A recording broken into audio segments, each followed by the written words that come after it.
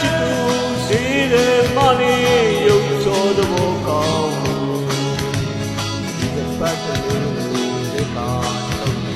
ကြံလဲဆုံးတွေ့မယ်ဘာယူပါမလဲလေးသူလုံးကားလေးရာတော့ပန်းလောင်းလို့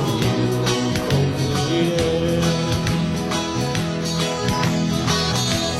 ကိုအားကြောင့်သူ့မှာလောပန်းလောင်းမှာခွေပြင်းလေရဲ့ဘဝ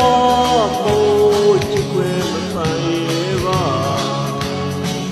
ဒါပေမဲ့ကိုရဲ့ဘယ်တော့ရှိနေမယ်ရလို့ချင်နေတာမှာပါကိုနေညတိုင်းစိတ်ကူးကြောင်းလေးပါလေဝေပြေကောင်းဝေကမာဝေလာရှာရမှာနှောင်းသားရေကိုခဏပဲ